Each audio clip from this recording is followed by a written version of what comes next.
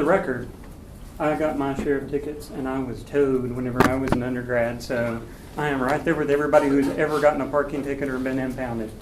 And now you are in charge. And now I'm in charge, yeah.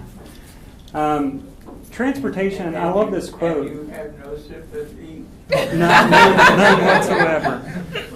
I love this quote from the CEO and co-founder of Zipcar. Transportation really is at the center of everything we do. Everybody deals with transportation one form or another every day when you're headed out and about. On a college campus, though, we look at parking as what most of my colleagues look at. I'm a little bit of a different bear when it comes to a parking director with a background in biology for my undergrad, and then my graduate work in public administration was actually in environmental policy. So I'm one of those odd parking directors that's trying to get rid of parking on campus and kind of contain it. So, but it comes with its own set of challenges, and figuring out, do we have enough spaces? How do we build more spaces? Where do we put those spaces? Maybe we ought to move everybody to busing. But busing comes with its own set of challenges. If you've ridden buses around the Texas Tech campus during a bad weather event, you know how crowded those buses are. It takes a lot of money to run the bus system on campus. Their budget this year is about $3 million. So then you think about, well, maybe we'll put people on bikes. But if you've followed bicyclists around campus any, you know how well they behave in large groups. So they come with a set of challenges. And then, of course, we've got pedestrians everywhere on campus. And so we're a growing campus. It's difficult to keep up with all of the people around. So what we've worked at, and GAD has been part of this in the past as we've talked about these issues, really trying to come up with a balanced system that gives people access to options and different ways that they can get around campus. So just a few facts on the driving end of it. We manage about, that's weird, some of the text is gone. We manage 19,693 parking spaces on campus. Generally about 20,000 active parking permits at any given time. We had 55 child car seats that we checked up, so we're doing more than just parking cars. We're checking on kiddos too. We do a free car clinic, and we've actually got one coming up tomorrow. So if you've got a vehicle and you want to have it checked out before you hit the road for spring break, we have a free car clinic out by the United States Arena where we have local mechanics come out, check vehicles, make sure fluids are good, tire pressures are good, those sorts of things. And then this number in this top right corner is kind of our growing number, 2,300 events on campus last year that required parking. Lubbock not being close to a lot of places, we have a lot of folks driving in. So this is one area where we focused, how can we get people to campus faster, get them to a designated parking spot so that they're not circulating around campus and idling while they're looking. We also have a couple of sustainability efforts we've been working on. We've been working with facilities planning on low-emissive vehicle parking as part of the LEED accreditation for buildings. And you see an example of a sign over there. It's actually a website, greenercars.org, that comes out of all of the Green Building Council stuff that assesses vehicles based on engine size and a bunch of different factors, gives you a score. You have to have a certain score to qualify for those spaces. We've discovered they work really well in student lots. We've not had much success yet in staff lots, but I think it'll come along. We also hope this fall to be kicking off a car share for our students. We're going to start with the residence hall students. So that if our residence hall students aren't sure if they want to bring a car to campus, we tell them don't. Just pick up a car share on campus. That's actually going out for bid soon. Busing is something that my department's only recently gotten involved with in the last few years. Last year we had almost 3 million rides given on our busing service just for Texas Tech. We currently have 3 on-campus routes that circulate to parking lots and back into the academic core. And then we have 7 routes that go off campus to various apartment complexes near campus and bring students onto the campus so that they don't have to drive. And that actually is a partnership with student government and City Bus, and we just celebrated yesterday our 50th anniversary of busing on campus in that partnership. But moving a bunch of folks with the busing system. What does 54%? Can we wait till the end to do questions? I'm I'm missing some of my stats up there. 54% is the number of students, or percentage of students who are coming to campus by some mode other than single occupancy vehicle. So they're coming by bus or bike. We hear other institutions, are bragging about 40 or 45%, and we're out there cheering on Texas Tech. No, we're up at 54.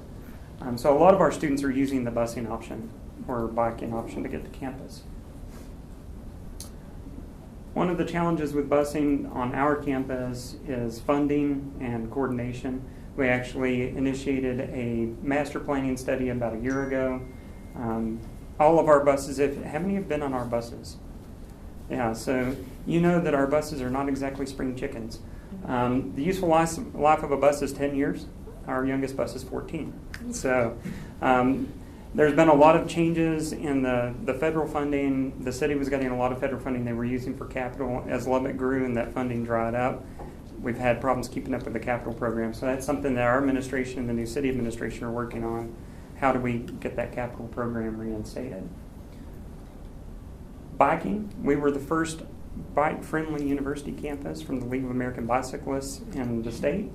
We're currently at a bronze level. They have bronze, silver, gold, and platinum, and I think diamond. So we're working our way up. We've been focused mainly recently on facilities for bicyclists because we've really not had a lot of facilities for bicyclists on campus. You see one of our fix-it stations that we've purchased and installed with a grant from the Garrison Center. That station actually has an air pump, a stand for your bike, some tools that you can use to work on your bike. Those are at various places around campus. We also do a bike sale every fall semester. At the end of the spring semester, we're picking up between 500 and 600 abandoned bikes on campus. Previously, those were going to auction, and over the years, auctions just gotten to where we're not getting much out of it anymore. And so we take the better bikes out of that, and we reissue those back out to students that are incoming in the fall. So we kind of keep them among the student population. An example here of the bike parking areas that we've been working with our cyclists on campus, trying to get the racks into larger areas that they can utilize. And then 775 is the number of bicyclists that we've contacted. Much like the free car clinic, we've started a bike clinic. And we partner up with Outdoor Pursuit Center at the Rec Center and several student organizations to put on a clinic during the fall and spring where you can have your bicycle checked out and some minor maintenance done and get some education and outreach material. And one of our partnerships that we've recently developed that we're really proud of has been a great relationship with the cycling club here at Tech. They had nobody to help with resources and funding, and they really don't need much funding to do what they do. Most of these students are paying for all this stuff on their own. And so we got together. We needed a trailer to haul bicycle stuff around for our department. We went ahead and wrapped it for Bicycle Club, and they use it on their trips and for their competitions. But they also, in turn, then volunteer at a lot of the outreach activities that we do and are educating fellow students and working with us on those activities. So it's a neat partnership.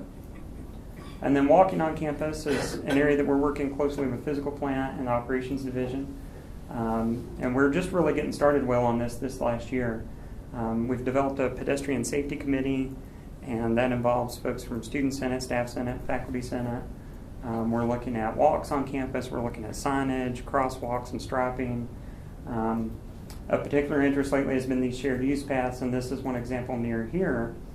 And you see a cyclist on the walk along with the pedestrians. And so one of our focuses is looking at those walks. Are they big enough?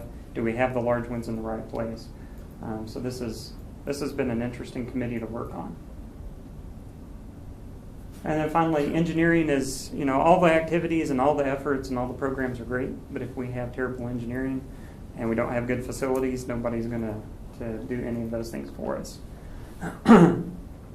Working with facilities planning, we updated the campus master plan a couple of years ago, and I was really pleased to see they've got 6 basic design principles lined out in the campus master plan, and transportation and connectivity and pedestrian stuff got its own principle in that master plan. And one of the things that it points out that we really wanted to highlight in that master plan was that you have to consider all those pieces of transportation together. You can't just worry about cars, which a lot of campuses do. you have to think about how the cars and the pedestrians and the bikes all interact. So it's nice to see at a high level from the system that there's some commitment to that. And then just a last note on the transportation and parking profession. Everybody I know in parking fell into it. I accidentally got into it because I needed a job. And it turns out that there's like a whole industry around this stuff. And it was one of the industries actually in 2008 that had no effect from the downturn because everybody still had to park, had to get to work. But it's really, as a profession, come of age in the last 10 years. And so we've got two of our primary organizations that we've been working with. And we've developed professional certification programs for the managers and frontline employees in the profession to help educate them on sustainability issues among a host of other management issues. International Parking Institute also has Park Smart, which was originally a green garage initiative. Used to not be able to get LEED certification for a parking garage, and so they developed their own program, and now that's moved over to the Green Building Council, and as part of the LEED process, you can actually certify garages, which is pretty neat. And the National Parking Association is currently working on a certified accredited organization program, which will be a lot of fun to see that implemented and see people working on those sustainability initiatives. That's it. Thank you.